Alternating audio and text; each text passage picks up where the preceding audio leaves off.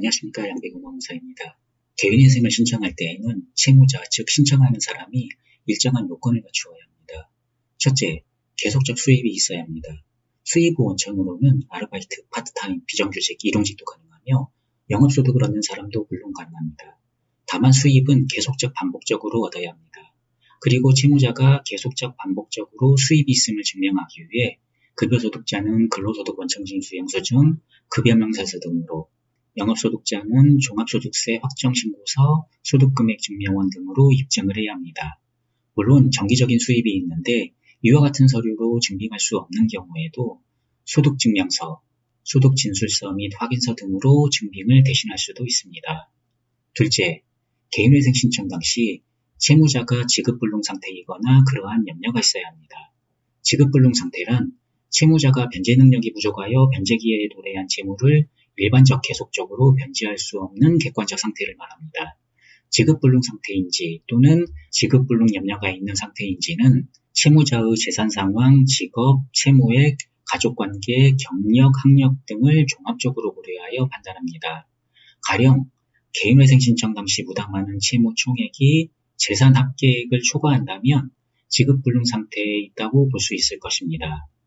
셋째, 개인회생은 채무액이 일정 한도액을 넘으면 안 됩니다. 개인회생은 담보부 채무가 15억, 무담보 채무가 10억을 넘으면 할 수 없습니다. 물론 채무액이 어느 하나라도 이 한도액을 넘는 경우에는 개인회생이 아닌 일반회생을 신청할 수는 있습니다.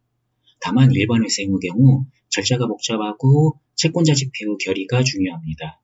만약 채무자가 담보부 채무 13억, 무담보 채무 7억, 총 20억의 채무를 부담하고 있다면 이 채무자는 개인회생 절차를 이용할 수 있습니다. 그런데 채무자가 담보부 채무 3억, 무담보 채무 13억, 총 16억 원의 채무를 부담하고 있다면 이 채무자는 개인회생 절차를 이용할 수는 없고 일반 회생 절차를 이용해야 합니다. 넷째, 과도한 낭비 또는 도박으로 채무를 부담한 채무자도 개인회생을 신청할 수 있습니다.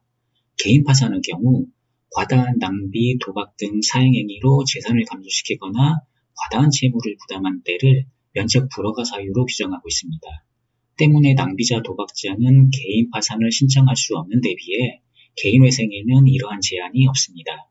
다섯째, 신청일로부터 과거 5년 이내에 파산 절차 또는 회생 절차로 면책받은 이력이 없어야 합니다. 채무자가 개인회생 절차를 부당하게 자주 이용하는 것을 방지하기 위하여 과거에 면책을 받았다면 일정 기간이 지난 후에 개인회생 절차를 이용할 수 있도록 한 것입니다. 여섯째, 급여의 전부명령이 확정된 경우에도 개인회생을 신청할 수 있습니다. 채무자의 급여에 압류 및 전부명령이 확정되어 채권자가 채무자의 급여 중 일정액을 수령하고 있는 상태라도 변제계획 인가결정이 있으면 그 후 제공한 노무로 인한 급여에는 전부명령 효력이 상실됩니다. 따라서 전부명령으로 급여의 일정액이 채권자에게 지급되고 있는 경우라도 개인회생을 신청할 수 있습니다.